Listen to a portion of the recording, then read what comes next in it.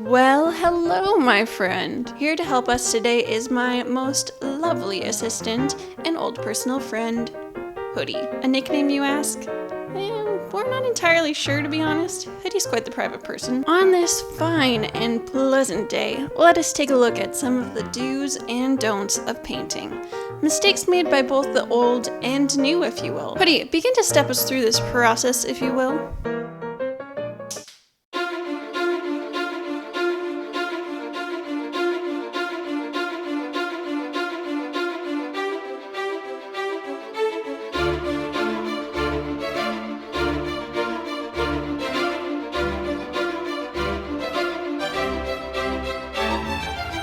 Can you tell me what this is?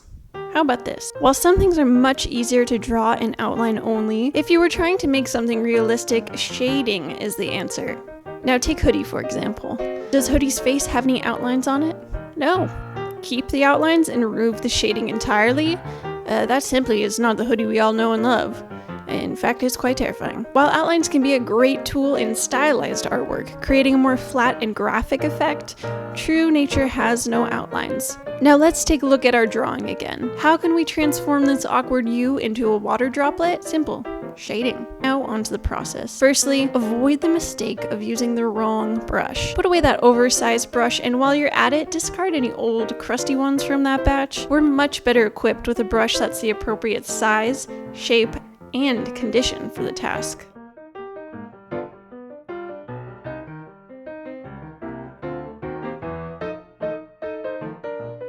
Next, my assistant has agreed to let us observe them in action. Afterwards, we'll discuss both Hoodie's triumphs and mistakes.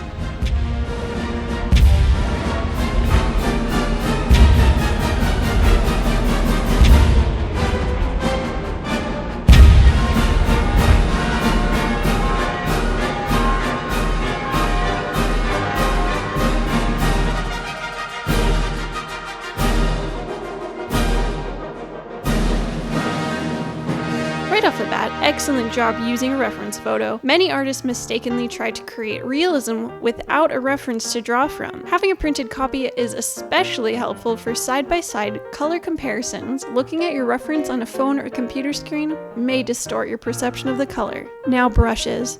Don't make the mistake of leaving your brushes bristle down in the water after you've finished painting. Clean them and lay them flat to preserve the bristles and keep gravity from fraying those silky locks. Onto your palette. Great job on carefully conserving paint not to be wasteful, but generally you should avoid using paint straight from the tube. Don't assume the color is what you think it is. Let's take the example of distorted color perception. The top square looks darker than the bottom square, right? Wrong. Guess again. They're actually the same. The color around something really influences the way you perceive it. That's why it's so important to look carefully at your reference and mix your colors based on what you observe, not what you assume. Color matching makes a huge difference in realism of your painting. The closer my colors, the more lifelike they were. As with the one on the left, less matching meant less realistic.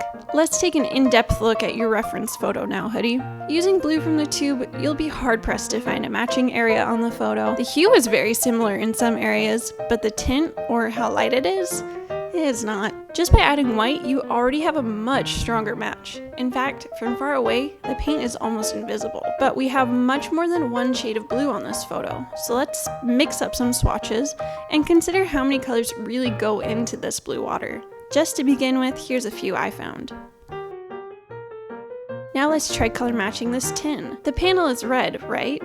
True, but it sure ain't straight from the tube red. We need a bit of blue and white in there to get it right.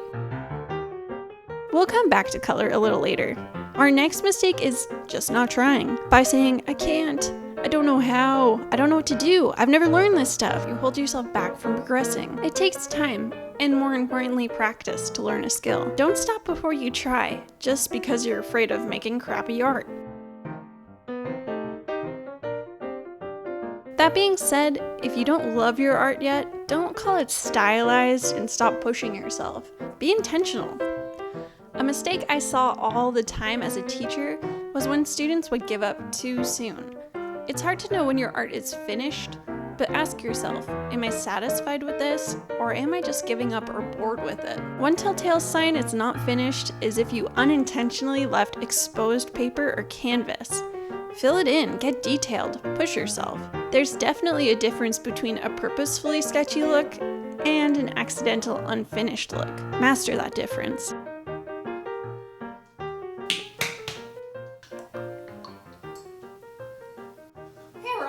What you up to? Oh, hey Hoodie, how's it going? I'm actually just filming a video right now. Nice. Hey guys. I'm trying to do like color swatches to match peanut butter. I don't know, not going that well. Oh, you look like you did a pretty good job with that one. Yeah, it's looking awesome. I think that milk went bad.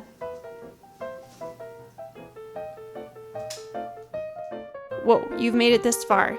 I've just got 2 more color tips for you and we're done. If you're making a color and use black to darken it, you cannot just add white back in to lighten it again. You will lose the original hue and turn it gray. So start over, add less black this time and preserve your hue. And lastly, not using complements. Let's make the color of peanut butter. First I'll try it by only using red, yellow, and white, no blue. The closest I can get is much too bright for the muted brown tones of a peanut. This is why we need the complement of orange, which is blue. Mixing in complementary colors tones down your paint, making the color matching things like peanut butter possible. Go color theory. Thank you guys for watching. If you're interested in seeing a part 2, please like this so I can gauge interest.